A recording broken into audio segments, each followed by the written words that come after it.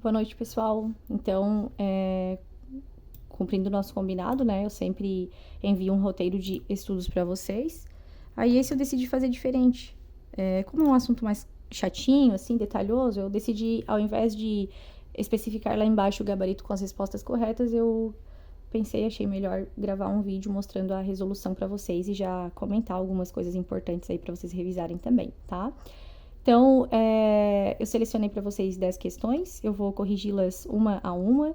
Sugiro que antes de verificar essas questões, vocês revisem o conteúdo no caderno de vocês, assistam videoaulas. Eu gosto muito do professor Tubarão, então vocês podem assistir os vídeos lá, Biologia com o Tubarão, que é bem bacana, tá? Façam as anotações e daí depois você vem aqui, assiste o vídeo, vai resolvendo as questões junto comigo. E daí você já vai revisando e fechando ali os pontos que talvez você tenha ficado confuso ou coisas do gênero, tá? Sugiro também que vocês, antes de assistir a resolução, pausem o vídeo e tentem resolver sozinhos. Aí resolveu? Beleza, aí volta pro vídeo e assiste a resolução e assim você faz questão por questão, ou primeiro resolve tudo, depois vem assiste o vídeo todo e vai corrigindo o que você errou e acertou e escrevendo ali os detalhezinhos que você errou e essas coisas, tá? Então vamos lá. Primeira questãozinha, galera, é da Universidade Federal de Lavras, tá? É uma questão de 2019. É uma questão relativamente recente no universo de vestibular e concurso. 5 anos é um curto período de tempo, tá? E é legal a gente ver questões recentes assim, porque daí é possível que a gente perceba que o avaliador ele tá fazendo as avaliações nesse estilo assim, ó. Coloca a imagem e pede para você descobrir qual é a etapa ali do desenvolvimento embrionário, tá? Então vamos lá. Analise as imagens a seguir referentes a embriões humanos. Então, aqui eu tenho a imagem 1, 2 e 3. Os embriões apresentados em 1, 2 e 3 são classificados respectivamente como... Então, eu vou grifar aqui essa palavra respectivamente. Né? Respectivamente, sempre que aparece essa palavra, o avaliador está pedindo que você procure, né, analise a classificação nessa ordem específica, né? Ou seja, 1, 2 e 3. Deixa eu beber uma aguinha aqui, vou pausar. Pronto, já bebi a minha água. Bebam água também, vocês em casa. Então, ó. Os embriões apresentados em 1, 2 e 3 são classificados respectivamente como? Vamos ver. Esse 1 aqui. Esse 1, galera, é uma mórula, tá? Por quê? Primeiro que eu vejo que tem um monte de célulazinhas aqui, tem pelo menos 32. Não vou contar porque, né? Tem que ser rapidinho aqui, jogo rápido. Segundo, eu não vejo nenhum espaço aqui dentro. Essa célula ovo aqui, ó, esse ovo, né, esse embrião, ele tá totalmente preenchido por células embrionárias, por blastômeros, eu não vejo nenhum espaço. Quando eu tenho um maciço, pessoal, de células embrionárias, né, um maciço de blastômeros, eu digo que esse embrião, ele está exatamente no estágio de mórula, porque faz lembrar uma amora. E aí eu já vejo que aqui na letra a gente tem a opção correta e já percebo que nas outras não tem. Se eu fosse uma vestibulanda, como vestibular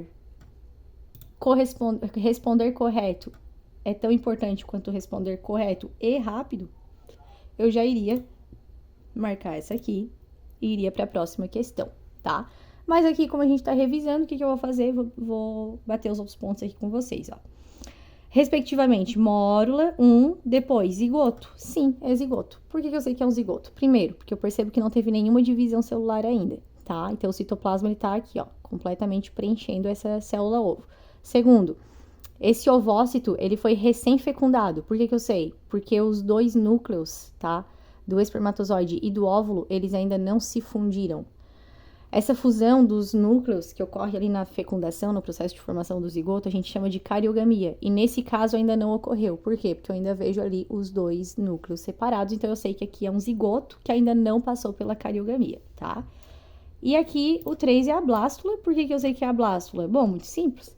Eu percebo que as células aqui, os blastômeros, eles não estão preenchendo completamente o espaço aqui no interior do embrião. Abriu-se aqui uma cavidade. Essa cavidade tem nome, se chama blastocele.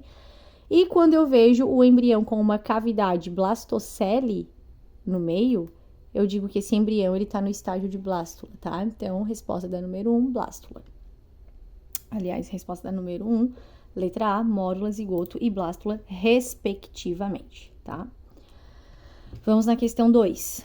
UX 2019, que é a Universidade de Caxias do Sul, é uma universidade legal que a gente tem aqui na região sul, ela é privada, tá? Mas é uma boa universidade.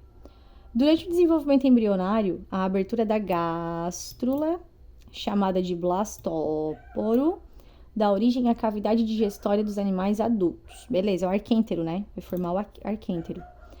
Os animais são classificados dependendo de qual estrutura o blastóporo originará primeiro, se o ânus ou a boca, beleza? Se formar primeiro o ânus, ele vai ser deuterostômio. Lembra? Se formar primeiro a boca, vai ser protostômio, então ele quer saber alguma coisa em relacionada a isso, ó. Vamos ver. Em relação a essa estrutura e a forma de classificação, é correto afirmar que, vamos ver o que está certo aqui. Letra A. Todos os animais vertebrados são protostômios. Mentira, tá? Mentira. Por quê? Porque nós, mamíferos, somos animais vertebrados e nós somos deuterostômios. Então, sempre muito atento à palavra todos. Vocês que são vestibulandos têm que ficar atentos aí às malandragens, né, que aparecem nas provas. O avaliador coloca aí as cascas de banana para vocês caírem, tem que ficar de olho, tá? Letra B. Aqueles que desenvolvem primeiro a boca são deuterostômios. Mentira. É o contrário, isso mesmo. Quem falou aí que é o contrário tá correto, tá? Aqueles que desenvolvem primeiro a boca são protostômio. Proto do grego, primeiro, estômio, boca. Então, primeiro a boca, protostômio. O arquêntero é formado a partir da invaginação da mesoderme. Falou aqui invaginação. Faz sentido, porque olha aqui o que é a gástrula, ó. É uma invaginação, ó. Lembra que eu falei pra vocês, como se fosse uma coxinha, que a gente enfia o dedão assim, ó, e empurra pra dentro? Olha ali, ó, o que tá acontecendo. Quando tem esse aglomerado de células sendo empurradas, entre aspas, né, pra dentro, isso aqui tem um nome, isso aqui a gente chama de invaginação, tá? Então, apareceu a palavra invaginação. E apareceu que o arquêntero é formado a partir de uma invaginação, tá correto? Só que agora a gente pode ficar em dúvida com isso aqui, ó. Será que é da mesoderme? Será que é da ectoderme? Não sei. O que eu faço nesse caso? Quando aparecer alguma coisa assim, eu marco um xizinho do lado, separo ela, vejo se tem alguma outra que está respondendo melhor a questão. Se tiver uma que eu bato o olho e, essa aqui não tem dúvida nenhuma. Aí eu tiro aqui esse X e marco aquela que eu tenho certeza que está correta.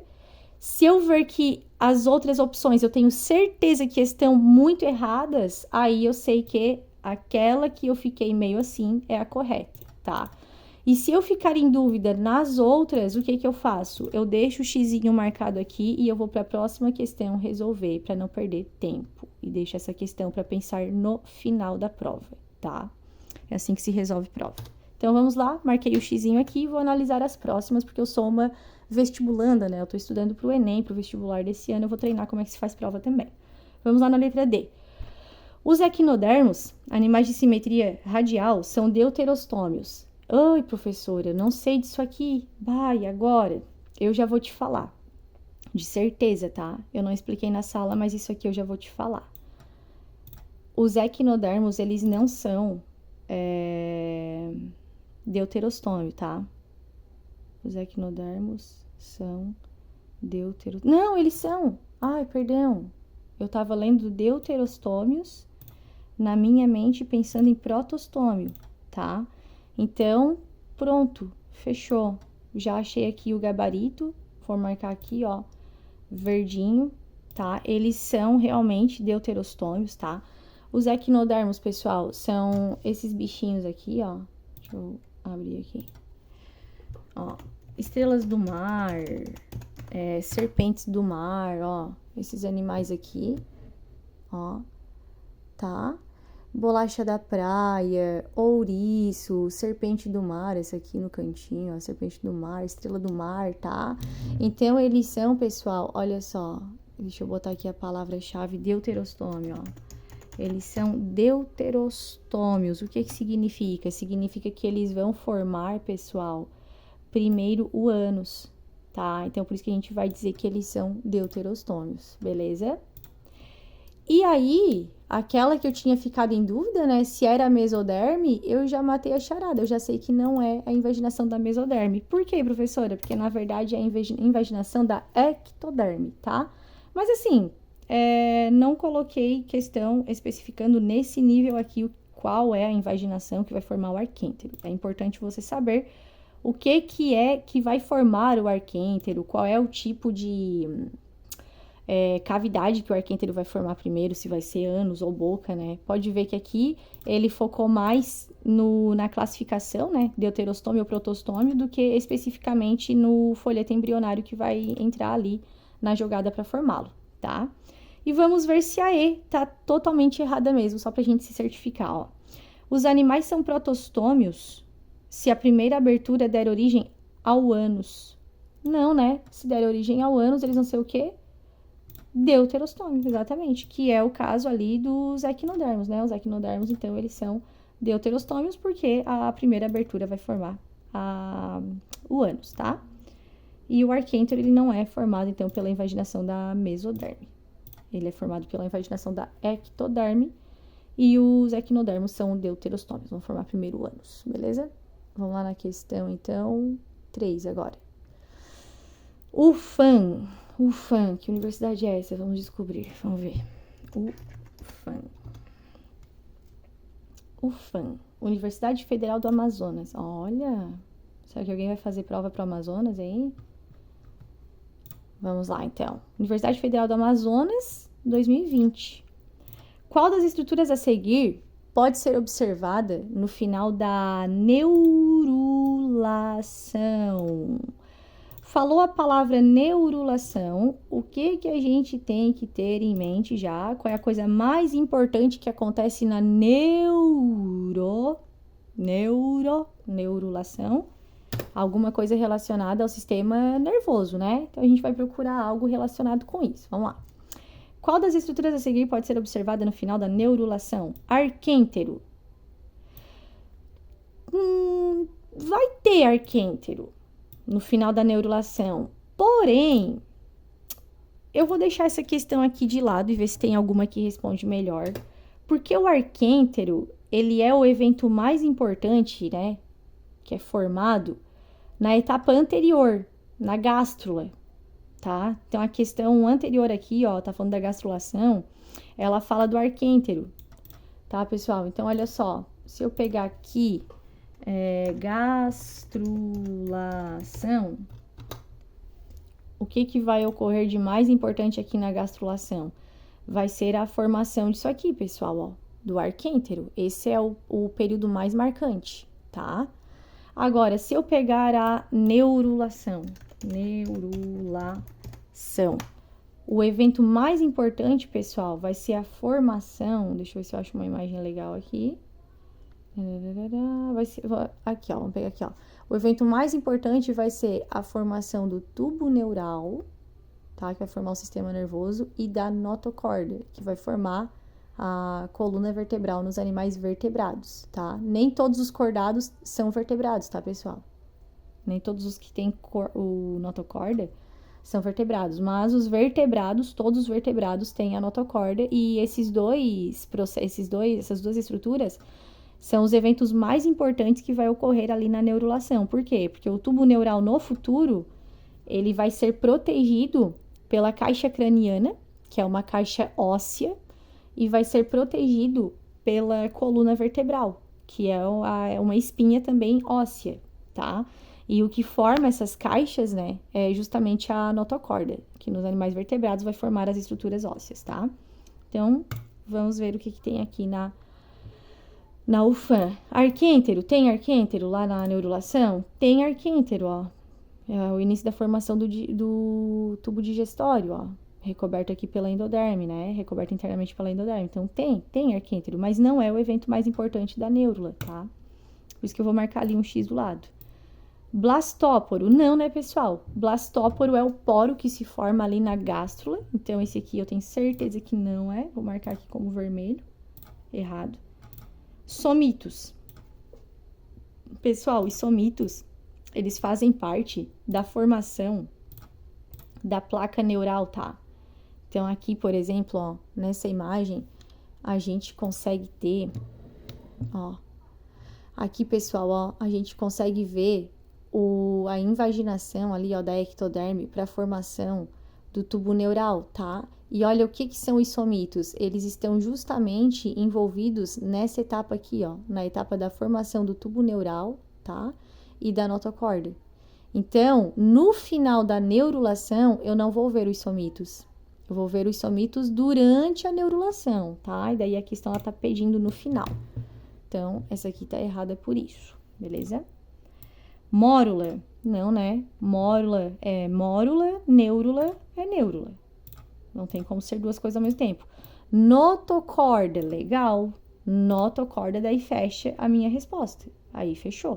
Vou colocar aqui, então, verdinho, né?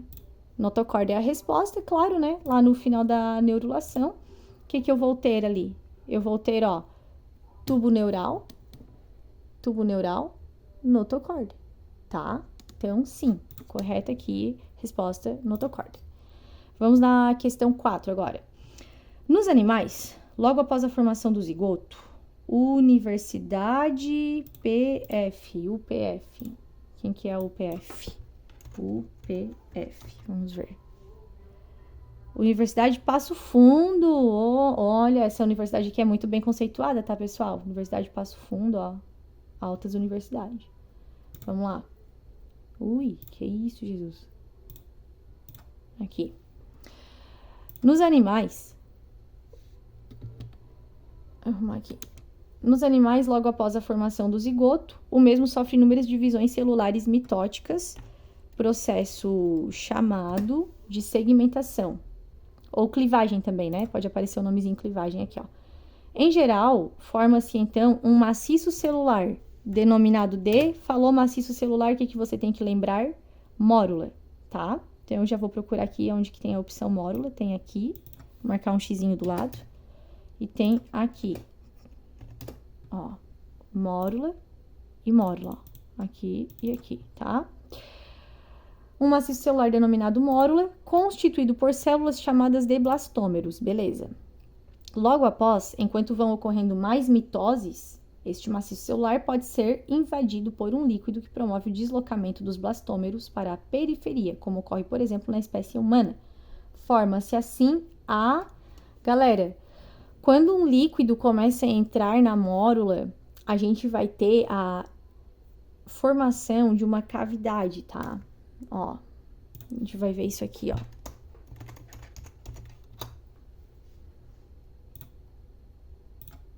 Aqui. A gente vai ver, pessoal, esse espaço aqui, olha que imagem bonita, ó. Olha só, a gente vai ver uma cavidade, tá? Um buraco dentro aqui da estrutura embrionária. Essa cavidade, ela vai estar preenchida por líquido, tá? Então, quando esse líquido começa a entrar, começa a ser absorvido ali pelo embrião, ele cria essa cavidade aqui internamente, tá? Então, ó, logo após, enquanto mais mitoses vão ocorrendo, este maciço celular pode ser invadido por um líquido que promove o deslocamento dos blastômeros para a periferia, como ocorre, por exemplo, na espécie humana, formando-se assim a blástula, tá? Ou pode ser que ele fale da cavidade, que daí é blastocele. Então, aqui, né, vai formar isso aqui, ó, a blástula, tá? E, que mais que ele fala? E uma camada celular constituída por micrômeros e macrômeros, meu Deus do céu, denominada de...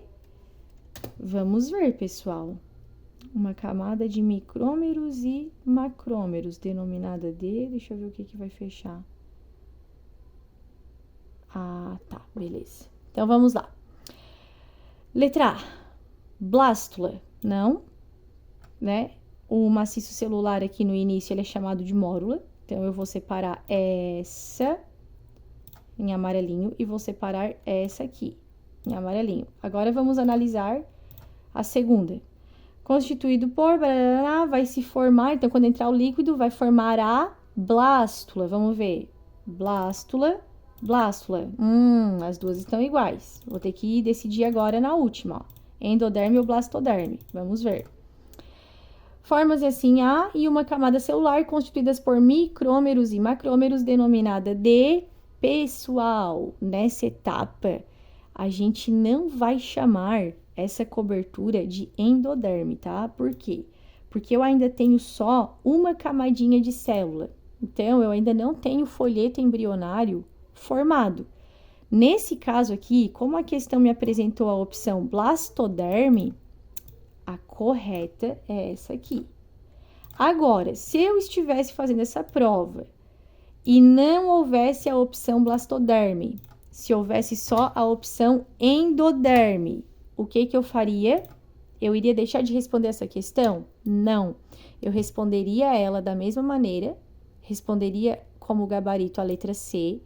E se na hora da correção eu visse que o avaliador considerou o gabarito C errado e considerou alguma outra aqui, ó, como correta, não sendo a E, né? Se não houvesse essa letra E, eu entraria com recurso para anular a questão, tá? Mas nesse caso, a blastoderme tá mais certinha. Por quê? Porque na fase da blástula a gente ainda não tem os folhetos embrionários ali plenamente formados, tá? Então, aqui a resposta certa é blastoderme. Vamos lá, número 5. FAMERP. FAMERP. Deixa eu sair aqui, eu tô em tela cheia. Vamos ver quem é a FAMERP. FAMERP. Parece nome de farmácia, né? FAMERP. Faculdade de Medicina de São José do Rio Preto. Olha só que legal, cara. Uma faculdade só voltada para a área da saúde, ó, de medicina. Que legal. São José do Rio Preto. Quem tiver parentes em São Paulo e queira tentar medicina, tá aí uma universidade bacana, ó. Vamos lá. A figura mostra a formação de uma estrutura embrionária X presente nos cordados que fica localizada acima da notocorda. Vamos ver. Então, aqui, ó, eles pegaram o embrião, fizeram um corte aqui transversal nele, né? E aí estão analisando o processo aqui de neurulação dele. Então, o que a gente tá vendo? Aqui nós estamos vendo o achatamento da ectoderme, essa etapa aqui a gente chama de placa neural. Aqui a gente tá vendo uma invaginação da ectoderme. E no final a gente vai ter o fechamento dessa invaginação, que vai formar o tubo neural. E aqui, ó, a ectoderme recobriu, né, aquela invaginação ali. E aí ele aponta aqui, ó, a estrutura X, ele tá apontando para onde? Justamente aqui para a ectoderme. Vamos ver, então a gente já sabe a resposta, né? A estrutura embrionária X se diferenciará durante seu desenvolvimento em órgãos do sistema. Dá um pause. Pensa, digestório, esquelético, urinário, respiratório ou nervoso? Resolveu? Então, vamos lá. O tubo neural, ele não vai formar o sistema digestório, porque daí seria tubo digestório. Ele não vai formar o sistema esquelético, porque daí seria a notocorda, nem o urinário, porque daí seria a mesoderme, aqui a gente tá olhando a ectoderme. Também não seria o respiratório. O tubo neural, que tem a ver com neurônios, vai formar o sistema nervoso, isso mesmo. Parabéns para quem acertou. Vamos lá na questão 6. EMESCAN. Depois vocês procuram que universidade é essa, pessoal. Vamos lá. O desenvolvimento embrionário tem início quando a célula ovo ou zigoto sofre uma série de divisões mitóticas sucessivas, chamadas de clivagens ou segmentação. Deixa eu ver se tá dando pra ver tudo. Aqui. Originando os primeiros blastômeros. De acordo com o tipo de animal, o processo de segmentação recebe uma denominação específica. Aqui são os tipos de clivagens. Analise a figura a seguir e escolha dentre as opções a denominação apropriada para o processo de clivagem ilustrado. Então, essa aqui eu vou ter que abrir uma aba no Google. Vou colocar assim, ó, tipos de clivagens. Vamos pegar aqui uma imagem. Vou pausar, procurar. Achei uma imagem legal aqui, ó, FACBio. FACBio Blogspot, embriologia animal, tipos de clivagem e segmentação. Então, olha só. A gente vai ter 4 tipos de clivagens, tá? 4 tipos de divisão. Isso aqui foi uma tarefa que eu passei para vocês aí na atividade online, tá? Então, para quem não fez e não entendeu esse conteúdinho aqui, presta bastante atenção que agora eu vou revisar, então, dar uma explicadinha aí para quem tá meio perdido nisso. Então, olha só. Galera, tem 4 tipos de ovos, tá? Tem os ovos oligolécitos, os telolécitos, os centrolécitos, tem mais um, que não tá aqui, que é o merolécito, tá? Mas a gente vai usar esse aqui Depois, se precisar, eu abro outra imagem. Porque agora o que importa é a gente saber o tipo de clivagem, né? Lécito vem do grego e significa vitelo, tá? Então, um ovo, por exemplo, como o oligolécito, ele tem uma pequena quantidade de vitelo. E aí, pessoal, a sacada nesse tipo de questão é eu observar o quanto de vitelo que tem no ovo, quanto de vitelo está sendo representado no ovo. Por quê? Porque um ovo que tem muito vitelo, a divisão celular vai ser mais lenta. Um ovo que tem pouco vitelo, a divisão celular vai ser mais rápida. E um ovo que tenha metade, ali meio a meio de vitelo, ele vai ter duas velocidades de divisão celular no seu embrião. A parte que está carregada de vitelo ali, que está bem carregadona de vitelo, ela vai se dividir mais lentamente. E a parte que tem pouco vitelo, ela vai se dividir bem rápido, tá? Então, vai ser divisão desigual, que a gente chama. Então, olha só. Esse aqui, ó, é um ovo que ele tem uma quantidade pequena de vitelo e tá espalhada por todo o ovo. Então, as células, pessoal, elas vão se dividindo de maneira igual, na mesma velocidade e formando células do mesmo tamanho, ó. Pode ver que elas vão ficando tudo do mesmo tamanho, tá vendo? Ó, a mórula aqui, as célulazinhas, os blastômeros estão todos do mesmo tamanho. Quando eu tenho esse tipo de clivagem, pessoal, eu digo que essa clivagem, ela é holoblástica, tá? Por que holo? Porque é total. Todos os blastômeros, eles vão se dividir, pode ver aqui, ó. Dividiu uma vez, dividiu duas, formou 4, formou 8, 16, 32. Então, todas as células envolvidas passam pela divisão, então eu chamo de holo, tá? Todas, holoblástica. E todas as células que se formam nessa clivagem, elas terão o mesmo tamanho. Então, eu digo que ela é holoblástica igual, porque todas se dividem junto e todas têm tamanhos iguais, tá? Agora, se eu tiver um ovo do tipo telolécito é um ovo que ele tem uma quantidade bem significativa de vitelo. A gente pode ver que está representado pela cor amarelinho mais clara aqui embaixo, ó. O que acontece? Aonde tem vitelo, pessoal, é mais difícil de dividir, fica mais denso, porque tem muita proteína e gordura, então acaba que a divisão é mais lenta. Aqui nessa outra parte superior, a gente vê que não tem tanto vitelo, tá? E aí, aqui a clivagem, ela vai ser mais rápida. Então, olha o que tu percebe. Aqui, ó, enquanto a parte de baixo, que tá carregada de vitelo, ainda nem dividiu, a de cima já fez a primeira divisão. A segunda divisão já formou 4 células, enquanto a parte que está carregada de vitelo, agora que está finalizando a primeira. E aí, lá no final, olha o que eu vou ver a mórula. Não é uma mórula em que as células estão todas iguaizinhas, igual na clivagem holoblástica igual. Aqui, a mórula, ela vai ter células bem pequenininhas e vai ter células aqui embaixo, ó, maiores. Ou seja, as células são iguais? Não, elas são desiguais. Então, eu digo que é uma clivagem desigual. Mas todo o zigoto aqui, todo o ovo, passou pelo processo de divisão? Sim. Apesar de ter formado células desiguais, houve divisão em toda a estrutura embrionária.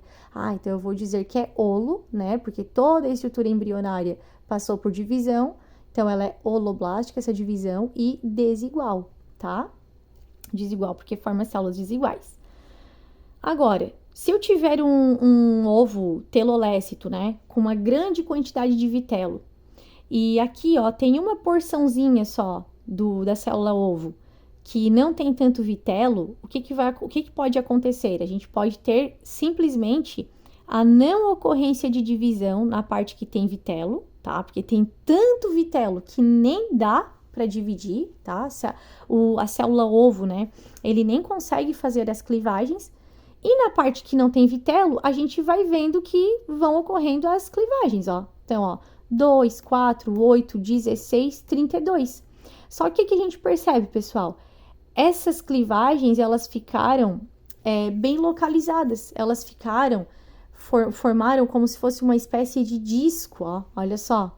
Como se fosse uma espécie de disco, ó, na parte superior da célula ovo, tá? Então, eu vou dizer que essa clivagem aqui, pessoal, ó, ela é meroblástica discoidal. Por que discoidal? Porque ela forma esse aspecto aqui de disco. E por que meroblástica? Porque mero vem do grego, significa metade, uma parte. É o contrário de olo. Olo é tudo. Então, tudo se divide. Mero é só uma parte. Qual parte desse ovo que está se dividindo? Só a parte que não tem vitelo. Então, eu vou dizer que ela é meroblástica, ó, porque só essa parte aqui que não tem vitelo é que se divide, só uma parte, mero. Discoidal, porque ela vai formar algo semelhante a um disco. E eu posso ter também a clivagem meroblástica superficial, que é quando eu tenho muito vitelo, tá? Tenho só uma pequena parte ali onde se encontra o núcleo e um pouquinho de citoplasma. Essa partezinha aqui que tem o núcleo, ela vai passando pelas divisões, só que como tem muito vitelo, o que vai acontecer? Essas estruturas aqui que vão se dividindo, elas migram para a periferia, ou seja, elas se afastam do centro. O que é periferia? Tem a parte central e tem a parte periférica, que fica em torno do centro. Então, essas novas células, esses blastômeros, eles vão migrando, olha só, à medida que elas vão se dividindo, elas vão migrando, saindo do centro do ovo e indo para a periferia, ó, ficando na superfície do ovo. Então, eu digo que ela é meroblástica, porque só uma parte ali do ovo vai se dividir, superficial, porque as células migram para a parte periférica, né, para a superfície do ovo, tá, pessoal? E aí a gente consegue resolver essa questão agora bem fácil, porque olha só. Dá uma aumentadinha aqui para vocês verem. Ó, só olhando aqui, que tipo de clivagem é essa? Tenho aqui, aqui. Tenho aqui a célula ovo. Ela passou pela primeira divisão, dividiu ao todo, né? Foi uma divisão total, não foi? Foi. Aqui, foi uma divisão total, não foi? Foi. Agora aqui no final, divisão total. Todo o ovo tá passando pela clivagem, beleza. Mas as células têm o mesmo tamanho ou não? Não, professora. As células de baixo são um pouquinho maiores que as de cima. Ah, então ela é holoblástica. Por quê? Porque toda a célula ovo aqui tá passando por clivagem. Mas ela não é holoblástica igual. Por quê?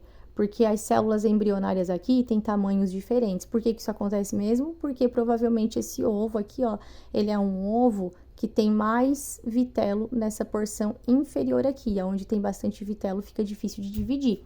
Então, vamos ver o que a questão está perguntando.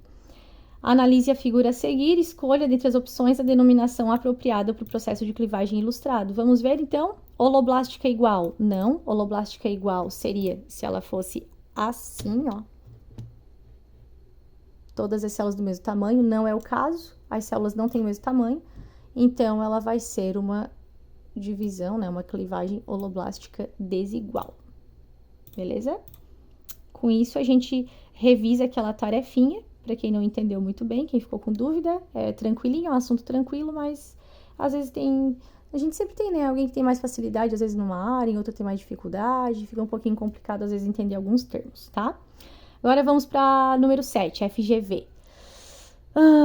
Fundação Getúlio Vargas, tá, pessoal? Grande centro de pesquisa do Brasil, campus de São Paulo, ó, vamos lá. Pesquisadores conseguiram cultivar embriões humanos em laboratório até o estágio de 10 dias. No momento da formação do epiblasto, uma aglomeração bem pequena de células que formarão a cavidade amniótica, enquanto as células ao seu redor se encarregarão da criação da placenta e do saco vitelínico. Parece que está falando aqui dos anexos embrionários, vamos ver. Considerando que a nidação... O que é nidação, professora? Nidação, pessoal, nada mais é do que a implantação do embrião no endométrio, tá, galera? Então, tem um nomezinho ali, a implantação do embrião no endométrio se chama anidação.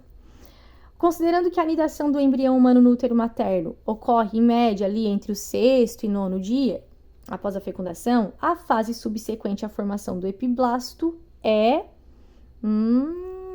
vamos ver, é uma questão interessante.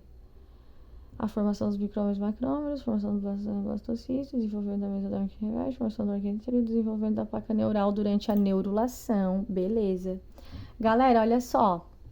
Quando que a gente vai ter, pessoal, o blastocisto? Tá, vamos pegar aqui, ó, as etapas. Deixa eu dar um pause aqui para não ficar o vídeo muito longo. Peguei aqui a imagem que eu queria pegar para vocês, a sequência, né? Então, olha só, para eu resolver essa questão, eu tenho que pegar a dica. Ele disse o seguinte, pessoal, que Eu vou ler a questão de novo, tá? Conseguiram cultivar embriões humanos no laboratório até o estágio de 10 dias, momento da formação do epiblasto, uma aglomeração bem pequena de células que formarão a cavidade amniótica. Ele deu uma dica.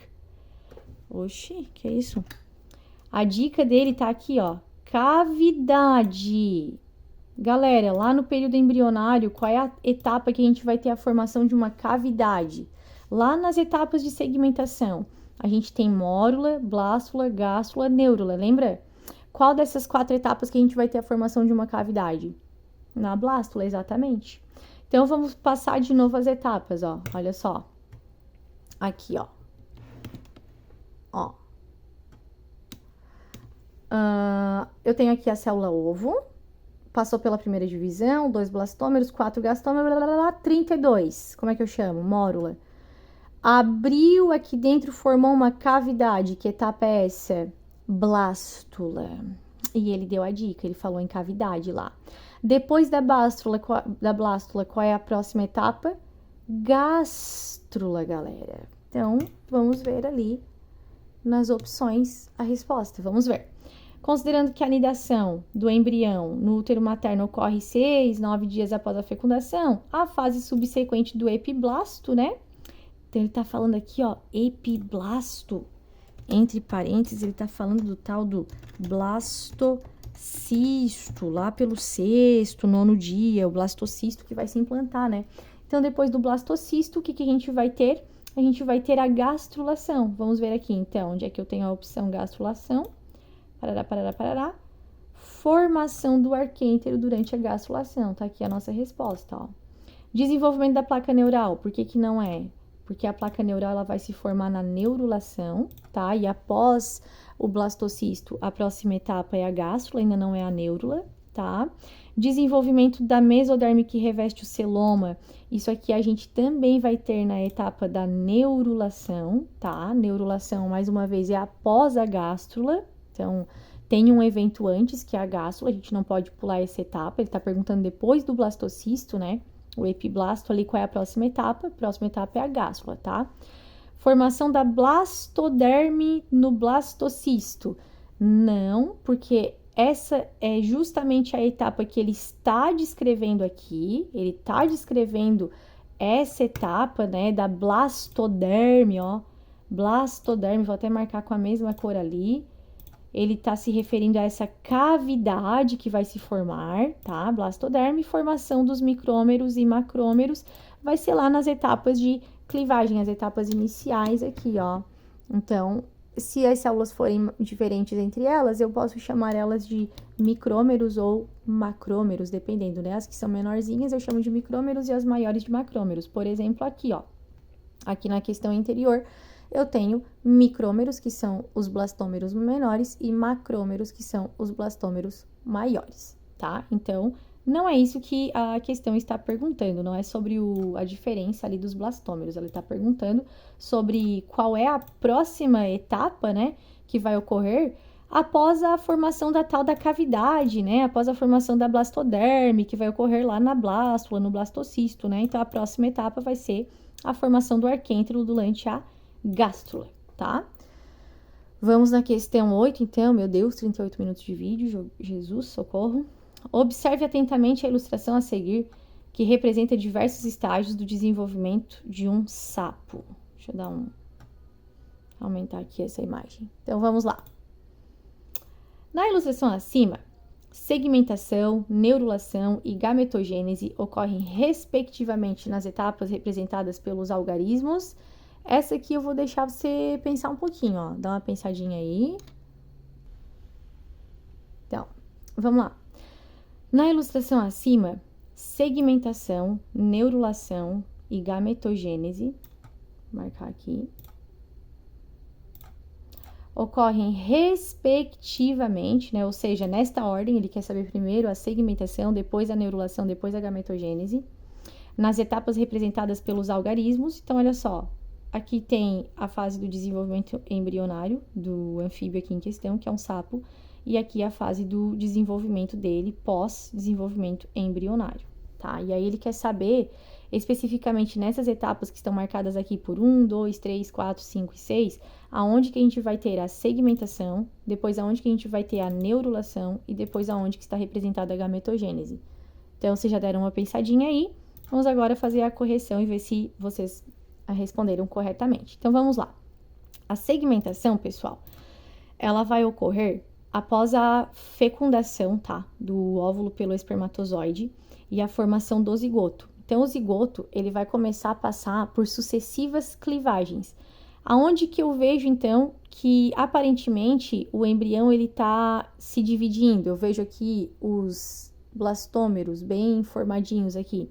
Eu vejo nessa etapa 2, ó, tá? Então, segmentação é a etapa 2.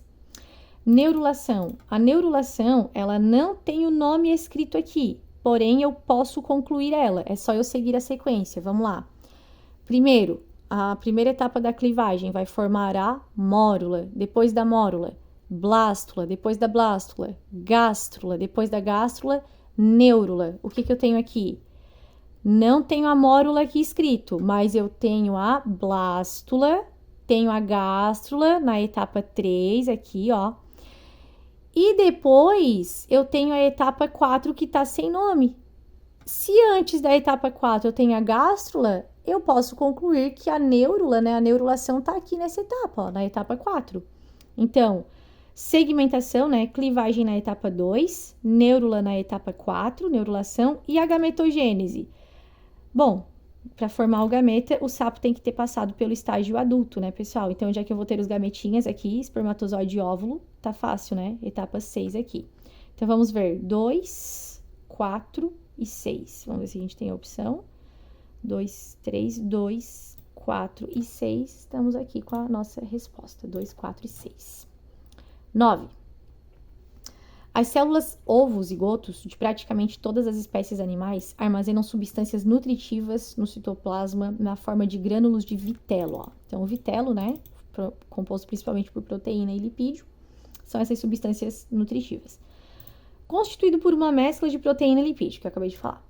Com base na quantidade e na distribuição do vitelo, identifique como verdadeiras ou falsas as seguintes afirmativas. Aí ele está perguntando aqui, ó, o tipo de ovo, que é aquela tarefa que vocês fizeram na semana anterior, para criar aquela tabelinha, né? O tipo de ovo, o tipo de clivagem e fazer a ilustração dele. Então, vamos lá. Ovos oligolécitos apresentam quantidade relativa pequena de vitelo, distribuída de forma mais ou menos homogênea no citoplasma. Tá correta? Mas para resolver essa questão, eu vou abrir uma aba ali no Google para a gente ir batendo ponto a ponto. Foi? Então, eu abri aqui o site Embriologia Animal, ó, um site bem bacana, tá? Aqui ele tá dando uma explicaçãozinha dos tipos de ovos e clivagens, e a gente vai pegar essa parte aqui que nos interessa, tem a classificaçãozinha certa e a representação deles, ó. Então, o que é um ovo oligolécito? É um ovo que tem pouquinho vitelo, ó. O que é um ovo mesolécito? Meso é meio. Então, ele tem mais ou menos metade, ó. Uma quantidade moderada, tá? Relativamente pequena, relativamente grande. Então, tá meio. O que é um ovo telolécito? Telo é quase final. Então, ele tem lécito, né? Lécito é vitelo. Ele tem vitelo até quase o final aqui, ó, do ovo. Tem só essa partezinha aqui que é onde tá o núcleo citoplasma, que a gente chama de polo animal, tá? E essa parte aqui, ó, tá toda completamente quase preenchida de vitelo. Então, a gente chama esse ovo de telolécito, tá? E aí, a gente tem o ovo centrolécito, que a gente percebe aonde? Olha, essa parte laranjadinha aqui, ó, é o vitelo, tá, pessoal? Aonde que ele tá concentrado, então, esse vitelo? Na parte mais central, ó. Tirando aqui no meio, que eu tenho o núcleo, né? Tirando o núcleo, eu vou ter o restante da parte central do ovo preenchida por lécito, que é o vitelo. E o restante do citoplasma, né, tá aqui fora, ó, tá? Então, galera, esses são os tipos de ovos.